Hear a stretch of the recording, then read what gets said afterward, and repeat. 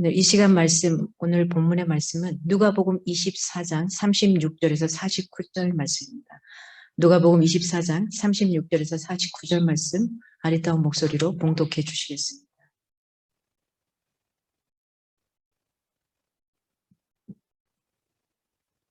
이 말을 할 때에 예수께서 친히 그들 가운데 서서 이르시되 너희에게 평강이 있을지어다 하시니 그들이 놀라고 무서워하여 그 보는 것을 영으로 생각하는지라.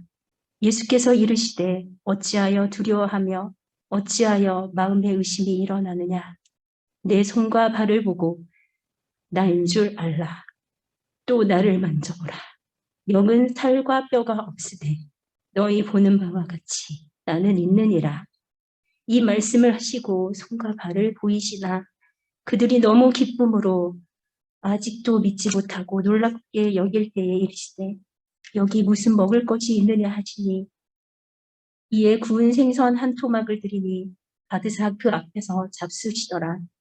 또 이르시되 내가 너희와 함께 있을 때에 너희에게 말한 바 곧 모세의 율법과 선지자의 글과 시편에 나를 가르쳐 기록된 모든 것이 이루어져야 하리라 한 말이 이것이라 하시고 이에 그들의 마음을 열어 성경을 깨닫게 하시고 또 이르시되 이같이 그리스도가 고난을 받고 제3일에 죽은 자 가운데서 살아날 것과 또 그의 이름으로 죄사함을 받게 하는 회개가 예루살렘에서 시작하여 모든 족속에게 전파될 것이 기록되었으니 너희는 이 모든 일의 증인이라.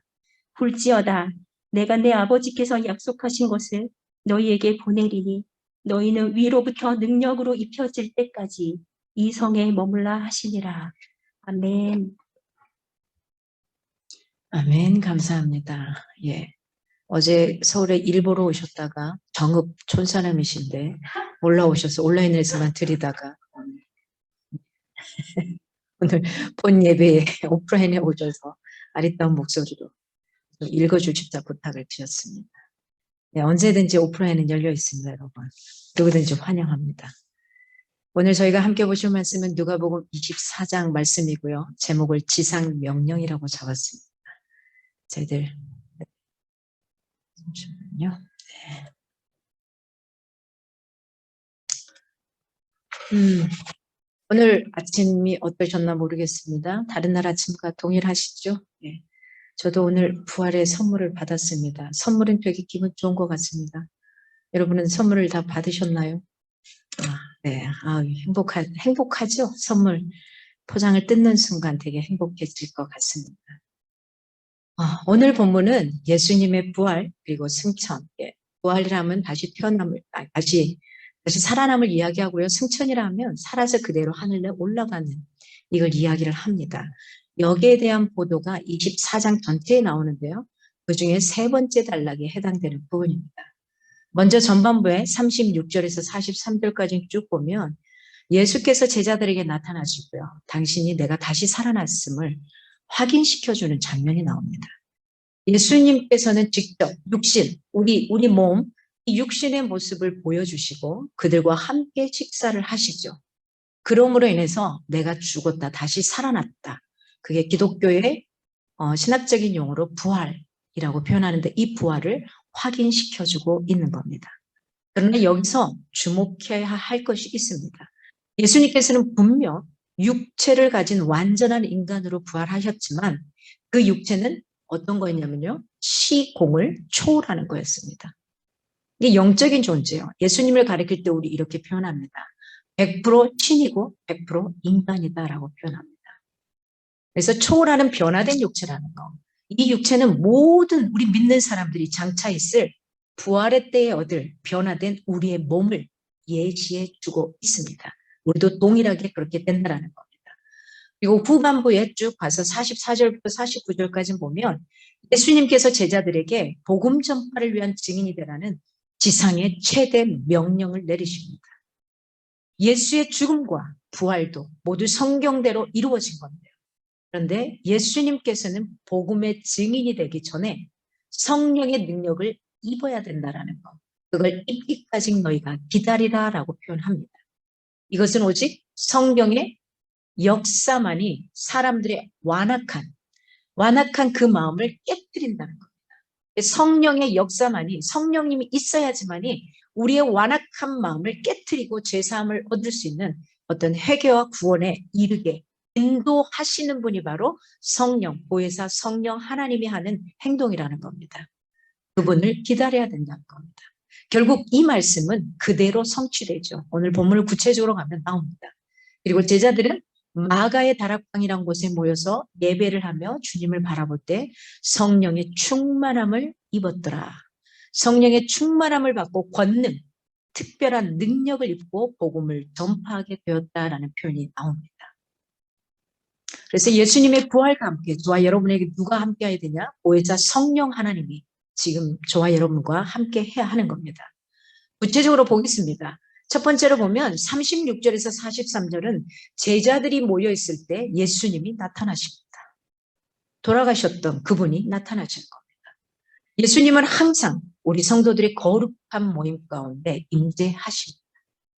우리가 모였는 그곳 가운데 함께 하신다는 겁니다.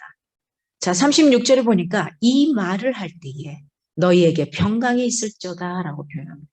이 말을 할 때에 너희에게 평강이 있을지어다. 예수님의 이 땅에 오심과 관련된 평화의 약속이 비로소 성취하는 그 점에 도달했다고 말하는 근거이기도 합니다. 마태복음 18장 20절에 보면은 이렇게 표현하죠. 두세 사람이 내 이름으로 모인 곳에는 나도 너희들 중에 그들 중에 있느니라 라고 표현합니다. 많은 사람이 모여있으면 좋겠지만 너희가 단 너 하나가 아니라 2명, 3명이 모였다 할지라도 내가 너희 무리 가운데 함께 한다라는 표현입니다. 예수님은 위대한 어느 한 사람에게 있는 것이 아니라 특정한 대형 교회의 자리를 잡고 계시는 분이 아니라는 표현입니다. 우리가 정말 예수님의 임재를 경험하고 싶다면 어떻게 해야겠는가 하는 겁니다. 예수님 만나기를 소원한다면 어떻게 해야겠습니까? 교회의 예배, 그리고 기도하는 자리, 전도와 봉사의 모임을 가까이 하는 겁니다. 이게 곧 예수님을 가까이 하는 행위가 되는 겁니다. 두려움과 의심에 출처인 우리의 마음을 잘 다스려야 됩니다. 37절에 보니까 저희가 영으로 생각하는지라 라고 표현합니다. 저희가 영으로 생각하는지라. 제자들은 닫힌 문을 통과해서 그들 가운데 갑자기 나타나신 예수님, 나타나신 그 예수님을, 육체를 지니지 않고 유령처럼 나타난 그 예수님을 보고 어떤 반응을 합니까? 놀랍고 무서웠더라라고 표현합니다. 놀랍고 무서웠더라. 당시 모든 제자들이 화들짝 놀랐던 겁니다. 화들짝. 저도 상당히 집중하고 있을 때 누군가가 다른 반응을 하면 주변 사람들이 놀라서 넘어갈 정도로 놀랍니다. 그렇게 화들짝 놀래더라는 겁니다. 굉장히 극적인 표현을 하고 있습니다. 물론 부활하시는 예수를 만나고자 하는 소망은 있었습니다. 이들이. 하지만 당시의 정황을 보면 이들은 놀라지 않을 수 없었다라는 겁니다. 알고는 있었어요. 근데 그게 눈앞에 유령처럼 나타나니까 감당이 안 됐던 겁니다. 왜요? 육신을 입었던 예수와 함께 늘 살았거든요. 근데 이게 아니 문을 그냥 통과해? 분명히 죽었는데 어떻게 이 자리에 이렇게 나와 있지? 요겁니다. 여러분, 왜 오늘날 물질 문명은 최고조로 발전하고 있는데 사람들의 마음은 더욱 황폐해서 갈까요? 왜 사람들은 기쁨과 생기를 잃어가고 있을까요? 한번 생각해 봅시다. 더 부유하지 않나요? 60, 70년대 전쟁이 일어났던 그런 시대보다 훨씬 낫지 않나요? 90년대에 IMF가 터질 때보다 훨씬 낫지 않나요? 지금 더 부유하거든요. 그래도 우리는 더 황폐해진 마음 그리고 부족하다는 생각을 늘 하게 됩니다. 오늘 우리는 그 해결책을 이스라엘의 한 시인의 울부짖음과 고백에서 찾아보고자 합니다. 시편 42편 5절에 이렇게 표현합니다. 내 영혼아 내가 어찌하여 낭망하며 어찌하여 내 속에서 불안하여 하는고 너는 하나님을 바라라 그 얼굴의 도우심을 인하여 내가 오히려 찬송하리로다. 38절에 어찌하여 일어나느냐 이렇게 표현합니다. 어찌하여 일어나느냐. 제자들의 반응을 보신 예수님의 이 어처구니 없는 표현 속에 공고하는 말씀입니다. 어찌하여 일어나느냐. 당시 제자들이 감격하며 기뻐해야 할 상황에 오히려 이들은 어떻게 합니까? 두려워하고 의심하게 되는 겁니다. 이게 말이 되나? 이건 뭡니까? 그들의 영적 상태가 어떻다는 겁니까? 매우 불안정하다는 겁니다. 예수님과 3년 동안 먹고 마시고 자고 그의 생각과 모든 걸 다 들었던 이들, 그리고 내가 죽었다가 3일 만에 살아날 거다. 이야기도 들었던 이들이지만은 실제 그 앞에 나타나니까 두렵고 의심이 감싸기 시작합니다. 이게 진짠가? 이게 말이 되나? 이런 겁니다. 오늘날 우리 역시 그리스도를 향한 굳건한 믿음이 없다면 이 제자들과 같이 예수님을 모시고도 얼마든지 의심 가운데 불안해하고 두려움 속에 사로잡힐 수밖에 없습니다. 여러분이 왜 하나님 앞에 제대로 서지 못하고 이랬다 저랬다 하나님이 있는 것도 같고 없는 것도 같고 그러겠습니까? 그건 의심의 골이 들어간 겁니다. 39절에 이렇게 표현합니다. 내 손과 발을. 왜요? 손과 발에 못이 박혔거든요. 그래서 자신을 유령으로 오해하는 제자들에게 그릇된 그 생각을 수정시켜주기를 원하셨던 거예요. 그래서 내 손과 발을 보라는 겁니다. 만져보라는 겁니다. 나는 유령이 아니라 뭐다? 실제 육체를 가진 나다. 몸으로 부활한 나다. 그리고 자신의 손과 발을 내밀어서 확인시킵니다. 그리고 그들로 하여금 깨닫게 하십니다. 성도들에게 의심의 모든 잔재는 사실은 깔끔히 없어져야만 합니다. 사라져야만 합니다. 한번 의심하기 시작하면은 아닌 것도 의심이 돼요. 합니다. 그러지 않나요? 여러분 살아오시면서 그런 의심 안 해보셨습니까? 저 사람이 하지 않았는데 그냥 그 사람이 한 것 같아요. 한 것 같아요가 했다가 돼버려요. 했다가. 그래서 의심이라는 이 모든 잔재는 없애시기 바랍니다. 하나님이란 존재, 예수 그리스도라는 이 존재 어떻게 해요? 여러분이 공기 보이지도 않는데 어떻게 믿고 살아가세요? 그렇잖아요? 보이지 않는 것들 많지 않나요? 바람이란 걸 어떻게 하냐고요? 누군가가 정해놓은 거거든요. 누군가가 이걸 공기라고 말했거든요. 이걸 CO2니 O2니라고 이야기했거든요. 화학기호로 이야기했거든요. 그걸 어떻게 믿으시냐고요? 그렇게 의심 없이 주님을 이 시간 받아들이기를 원합니다. 삶의 상황이 어떠하다 할지라도 그분을 있는 그대로 한번 믿고 가보십시오. 저는 여러분들에게 분명히 이야기할 수 있습니다. 그 하나님은 분명히 살아계신 분이라고. 사실 예수님의 부활 소식을 직접 목격합니다. 또는 부활의 생생한 복음을 들으면서도 그것을 믿지 못한다는 것은 얼마나 섭섭하고 답답한 일이 아닌가 합니다. 왜 예수님께서 이들에게 친히 당신이 부활하신 몸을 일일이 만져보라고 하셨겠습니까? 뭐 때문일까요? 바로 마음속에 일말의 의심이 있던 겁니다. 그 의심을 거칠 것이 있어서는 안 된다는 이 예수님의 강력한 메시지가 들어있는 겁니다. 차라리 보여줘 버리면 되는 거예요. 차라리 만져보라. 내 손에 구멍이 뚫려 있지 않느냐. 내 발에 구멍이 뚫려 있지 않느냐. 이겁니다. 그것은 바로 마음속에 있는 이것들을 다 제하자는 겁니다. 여러분, 우리 믿음에서 의심을 제거할 수 있으면 가장 멋진 순수한 복음의 믿음이 들어가는 겁니다. 오늘 40절에 보니까 이렇게 말합니다. 보이시나. 예수께서는 그들, 즉 제자들에게 자신이 신령한 부활을 하셨음에도 불구하고 육체가 함께 부활하였다는 점을 증명을 해내요. 이게 신령한 부활을 했지만 나 너희와 똑같은 성정, 똑같은 몸을 지닌 인간이야. 고통을 당했고 아픔을 당하는 나야. 수치와 부끄러움도 느낄 수 있는 나야. 그겁니다. 내 몸이 그렇게 부활할 것이다. 이 모습은 우리도 죽은 다음에 주님이 오시는 그때 그렇게 이 몸의 부활을 한다라고 이야기하는 겁니다. 미리 예표하고 있는 겁니다.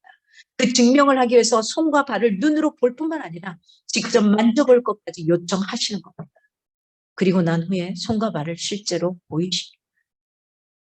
여러분, 부활이라는 거, 다시 살아난다는 신비는 인간의 이성으로는 이해할 수 없습니다. 다시 살아났다.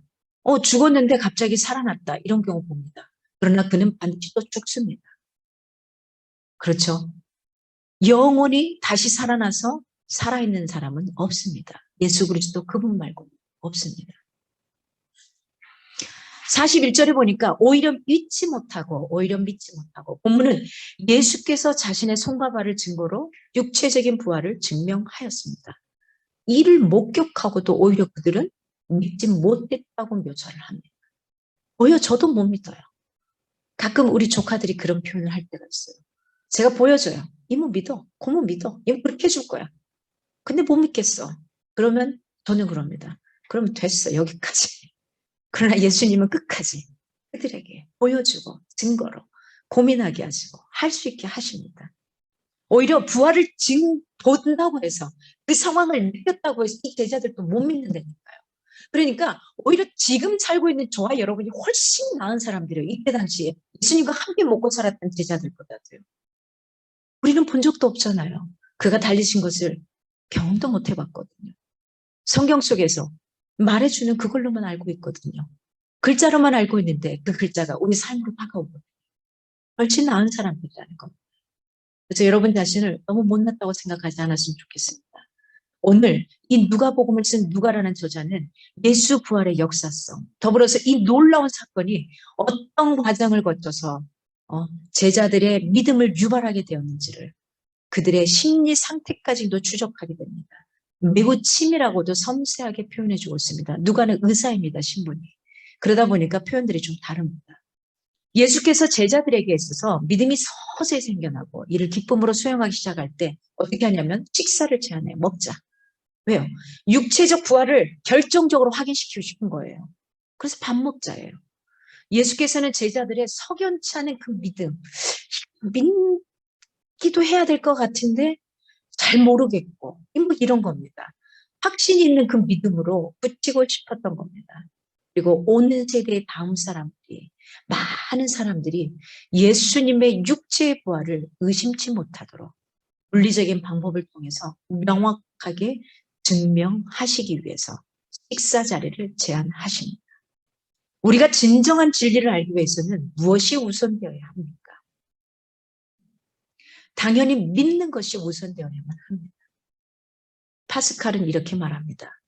이성의 마지막 걸음은 그것을 초월하는 사물이 무한히 있다는 것을 인정하는 것이다. 예, 철학자 파스칼은 이렇게 표현합니다.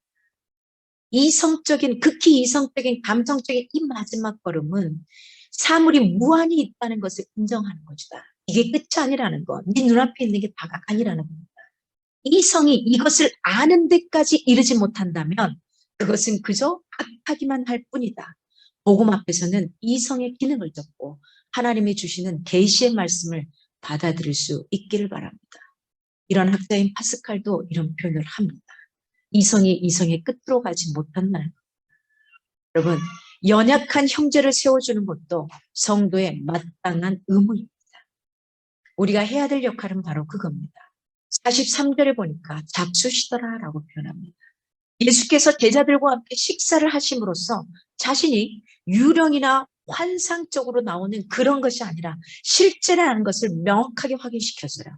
내가 먹고 너희와 똑같이 그걸 또 소화시키는 자다. 또 뼈를 갈라낼 수 있고 너희와 동일한 걸 먹는다라는 걸 표현하는 겁니다. 오늘 44절, 45절을 보면 제자들에게 성경을 깨닫게 하십니다. 미리 말해줬던 구약의 성경의 내용들을 깨닫게 하시는 겁니다.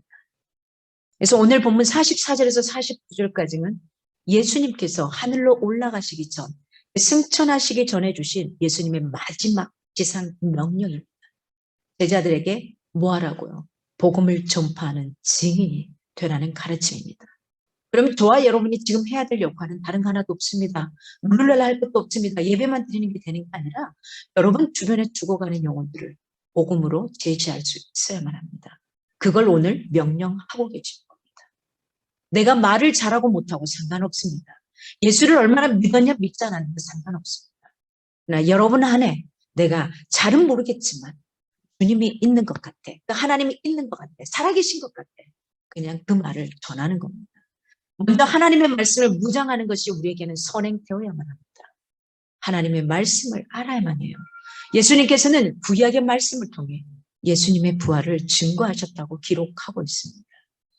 구약, 예수님이 오기 이전의 성경책, 구약으로, 성경책으로 따지면 검은색으로 되어 있는, 색인되어 있는 그쪽에 있는 것들을 통해서 그 말씀을 신약에, 예수님이 오신 이후의 신약으로, 그래서 성경책에 빨간색으로 뒷부분에 되어 있는 이 신약의 말씀을 이루시는 그 현장을 보게 됩니다. 오늘날 성도들 가운데, 우리 믿는 사람들 가운데, 혹은 교회 지도자 가운데는 성령만 받으면 된다. 또 기도에서 능력만 받으면 된다. 주장하는 이들이 간혹 있습니다. 그러나 여러분 생각해 봅시다. 말씀에 기초가 되어 있지 않는 사람이 기도만 많이 하면 될까요? 능력만 받으면 될까요? 말씀에 기초가 되어 있지 않은데 성령만 받으면 될까요? 기도하기 전에, 성령 받기 전에 뭐가 먼저 기본 베이스로, 기초로, 본질로 깔려 있어야 되냐? 뭘까요? 말씀입니다. 그분이 무엇을 말하는지 여기에 덧입혀서 플러스 기도의 능력이라는 특별한 능력을 갖는 거고요. 여기에 플러스 성령의 능력이라는 특별한 능력을 갖는 겁니다. 이게 없이 갈등 후에 어떻게 될까요? 우리는 2단, 3단이니 5단이니 이렇게 빠지기 쉽습니다. 오만해집니다. 금방 넘어집니다. 말씀이 갖추어져야지 비로소 기도도 할 수 있습니다. 왜요?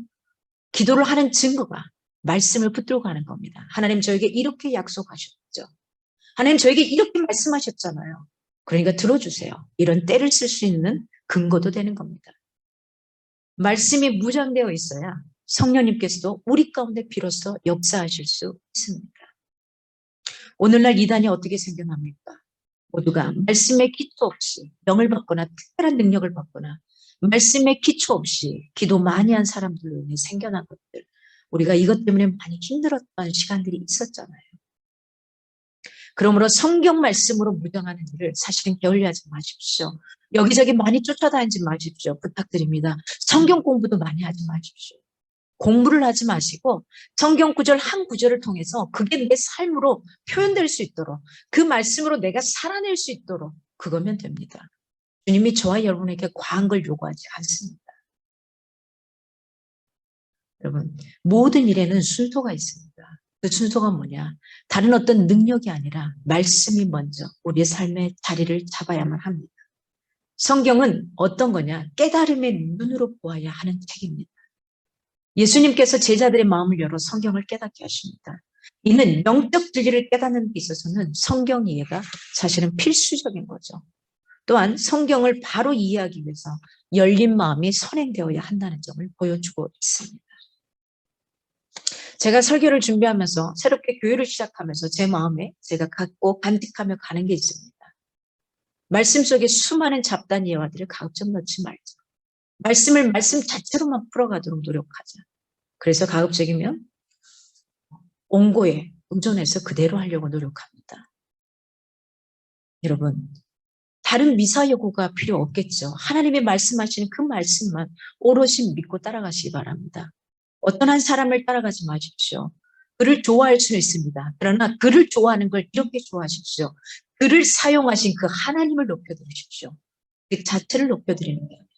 하나님 이분을 통해서 하나님을 만나게 하신 그 하나님을 높여드리면 됩니다. 그래서 그 하나님이 그 사람을 더 멋지게 사용해 주십시오. 인간이 하나님의 자리를 대신하지 않도록 성도들도 그 마음을 간직할 수 있기를 원합니다. 예수님께 겸손히 구할 수 있기를 바랍니다. 어두운 마음이 밝아지도록 기도할 수 있기 원합니다. 성령의 조명을 구하시기 바랍니다. 그런 다음에 성경을 읽음으로써 그 안에 담긴 진리를 깨닫게 되시기를 바랍니다. 그래서 저와 여러분들이 아침마다 큐티를 하고 매일 큐티를 하는데 이 큐티를 볼 때마다, 말씀을 볼 때마다 이것만 기도하십시오. 지금은 누구에게? 성령 하나님, 저에게 깨달을 수 있게 도와주세요. 오늘 무슨 말씀을 하시려고 합니까? 이걸 기도하고 바라보면 됩니다. 오늘 마지막 세 번째 46절에서 49절을 보면 제자들에게 당신의 부활의 증인이 되라고 명하십니다. 해줄래가 아닙니다. 청용이 아닙니다. 뭐뭐 좀 하자 요청하는 게 아닙니다. 해야 된다라는 겁니다. 니네들이 나를 믿고 따라온다며 나는 너희들의 인생을, 너희의 삶을 책임져 줄게. 그러면 너희들은 뭐만 해주면 되냐? 돈을 갖다 내라는 것도 아니고 뭔가를 해라는 것도 아니에요. 멋지고 화려한 걸 하라는 게 아니라 그냥 뭐만 내가 너를 위해 이 땅에 왔고 너를 위해 죽었고 또 너를 위해 다시 살아나셨고 다시 오마하고 주님의 품 안으로 안긴 승천한 나, 그것을 다른 사람들에게도 동일하게 증인이 되어주지 않을래. 이게 바로 복음입니다. 굿뉴스입니다. 우리가 선한 길이라고 표현하는 굿뉴스, 가스펠입니다. 이 복음을 전하기를 원하십니다. 엠마오로 가던 두 제자에게는 구약 성경의 예언을 인용하죠. 예수님의 고난과 부활에 대해서 설명합니다. 여기서는 동일하게 구약 성경의 예언을 인용하는 방법을 사용합니다. 동시에 제47절에 나오는 바와 같이 제사함을 얻게 하는 회개가 모든 족속에게 전파된 것이라는 내용까지 담고 있습니다. 이는 당시 제자들의 영적인 상태가 엠마오로 가는 두 제자의 영적 상태보다 많이 진전되어 있음을 암시하기도 합니다. 즉, 엠마오로 가던 두 제자는 예수님의 고난과 부활에 대한 인식조차 없었습니다. 그러나 이 본문에 나오는 제자들은 예수님의 가르침으로 인해서 이해할 수 있게 되었던 겁니다. 따라서 이제 예수께서는 앞으로 그들이 감당해야 할 복음 전파의 사명까지도 구약에 예언하신 그걸 말씀을 인용하여 가르치고 있습니다. 이로써 우리 기독교는 그리스도의 고난과 부활이란 확고한 과거의 사실에 기초하였습니다. 하였으나 전 세계로의 복음 전파라는 미래적인 사명까지도 지님으로써 자신의 역동성을 가지게 되는 겁니다. 죄사함을 얻게 하는 회개, 그것이 전 세계적인 전파를 강조하고 있습니다. 회개라는 최종 목적은 인간이 모든 죄와 죄책으로부터 해방되어서 새로운 존재로 살아가도록 하는 데 있습니다. 이 정과는 다른 존재로 살아가는 겁니다. 우리 믿는 우리는 사실은 순교를 각오해야 할 복음의 증인이기도 합니다. 오늘 성령님은 성도들에게 약속되어 있는 가장 특별한 하나님의 선물입니다. 저와 여러분에게 가장 멋진 선물을 주셨어요. 우리의 상담자도 되시고 내담자도 되시고 우리에게 가르침과 깨우침을 주시고 잘 모를 때 또 하나님을 우리를 대신해서 예수님께 기도해 주시는 우리를 왜 간구해 주시는 그분이 바로 성령의 역할이십니다.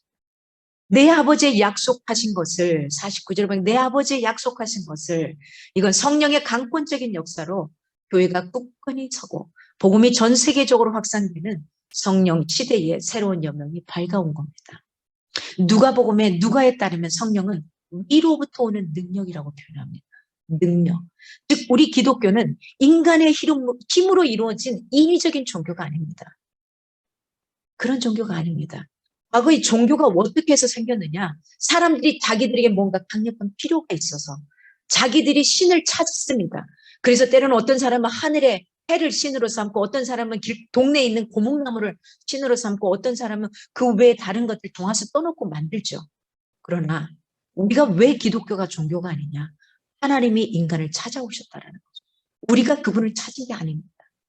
세상의 모든 종교는 우리 인간의 필요에 의해서 잡아냈던 겁니다. 여러분, 우리 기독교는 인간의 희름으로 이루어진 인위적인 종교가 아니라 약속된 성령은 여러분 앞에 이미 와 계십니다. 여러분 다 예수 그리스도 그분을 인생의 삶의 주인으로 모셔드렸잖아요. 이미 와 계십니다. 그분을 뭉친과 함께 성령께서 너를 인치신다라고 표현하셨거든요. 나를 도장으로 꽝꽝 때리셨습니다. 아니, 여러분 앞에 와 계시는 게 아니라 이미 저와 여러분 안에 들어와 계십니다. 그런데 여러분은 전혀 성령님을 의식조차 하지 못한 채 살아가고 있지는 않습니까? 에베소서 4장 30절에 이렇게 말합니다. 하나님의 성령을 근심하게 하지 말라. 그분이 고민하기 시작하는 겁니다. 예수님께서는 누가복음 11장 13절에 이렇게 말합니다. 너희 천국에서 구하는 자에게 성령을 주시지 않겠느냐. 엘리사는 엘리야에게 갑절의 영감을 구합니다. 그 결과 성경의 기록을 보면 실제 엘리사는 위대한 엘리야보다 꼭 2배의 기적을 행사했다고 합니다. 우리도 이런 간절함 구할 수 있지 않겠습니까? 하나님 나의 힘으로는 안 되지만 성령님 도와주세요. 깨닫게 해주세요. 나에게도 이런 갑절의 영감이 필요합니다. 문께 구하시기 바랍니다. 됩니다. 내 마음에 안 된다고 생각하니까 안 되는 겁니다. 성령은 바로 여러분을 위해 오신 보혜사입니다. 여러분이 요청하고 그에게 보좌를 내어드리기만 하면 성령님께서는 여러분의 생을 능력의 생으로 바꾸어 주십니다. 하나님의 약속을 믿고 우리에게 주신 성령을 의지하며 살아가는 여러분이 되시기를 바랍니다. 밀폐된 공간에 나타나신 본문의 예수님의 현현 나타나심의 사건은 단순하게 당신의 부활을 알리기 위해 나타나신 사건만은 아닙니다. 문을 열고 들어오실 수 있었습니다. 그리고 공복을 채워야 될 이유나 필요도 없었습니다. 그러나 예수님은 굳이 제자들이 보는 가운데 그 공간을 통과해서 그리고 그들 가운데 떡을 달라고 하셔서 떡을 드십니다.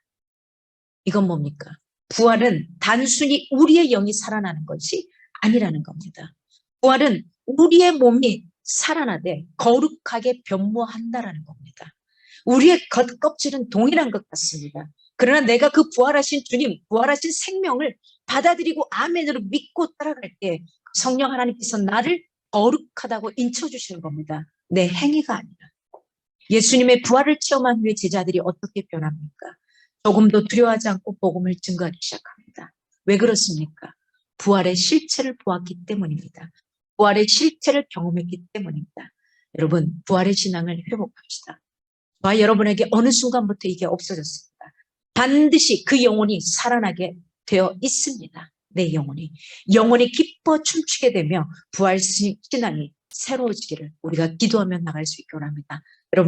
여러분 모두에게 오늘 다시 새롭게 저와 여러분을 위해 다시 살아나신 그 주님의 부활의 신앙이 함께하기를 소망합니다.